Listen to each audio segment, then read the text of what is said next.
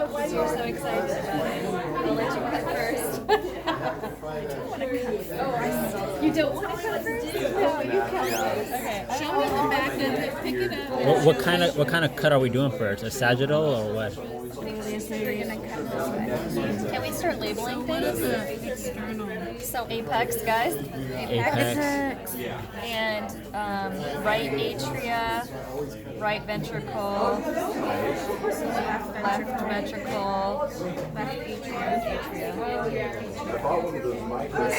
Let's examine the heart.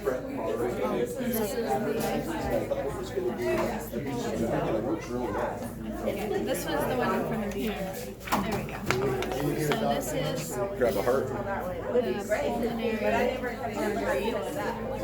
This is the aorta. Okay, Jack is going to get the docucam for us while he's setting that up for me. Oh yeah, like this may be the aorta. Do we have any parietal pericardia on here? No. No. So what you're looking at is the simple squamous epithelium of the visceral pericardium. And while we can't see the vessels, you can see the adipose tissue that is outlining.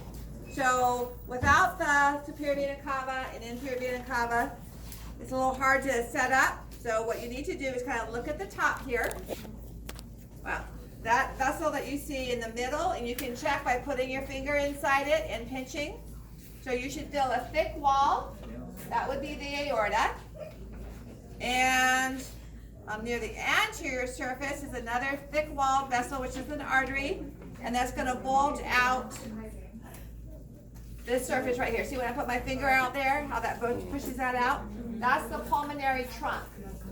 All right, so my finger's now in the right ventricle, whereas, and that would be a thin wall, where if I put in this nice pink little vessel there, the vessel wall is thick because it's an artery.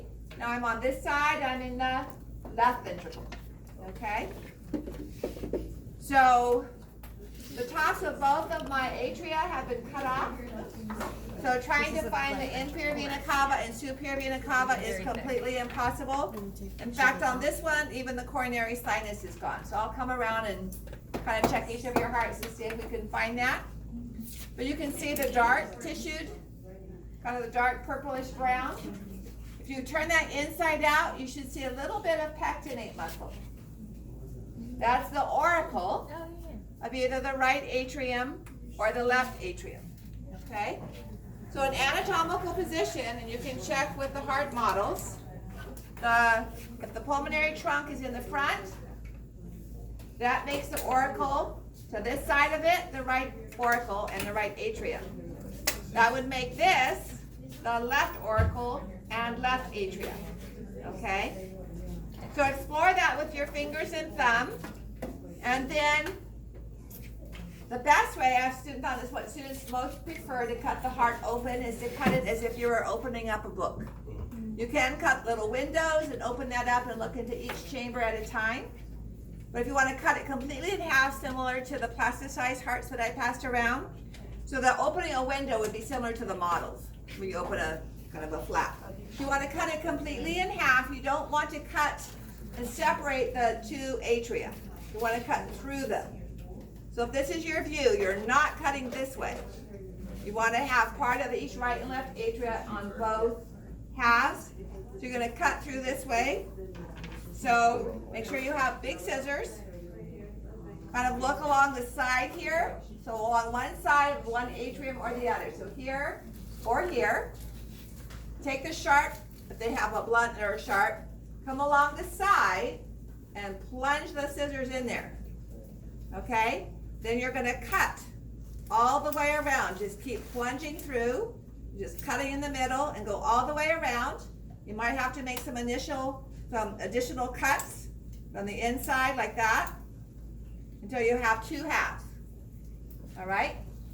Then I'll come around. So if you have a thin-walled outer wall, that's a right ventricle. So your valves with chordiotympany are going to be right atrioventricular valves. The vessel leaving that, the large vessel leaving the right ventricle is going to be the pulmonary trunk. So you need to figure out left and right ventricle, and everything falls into place once you have that figured out. Okay? So I'll show you the base of the heart, if this is working.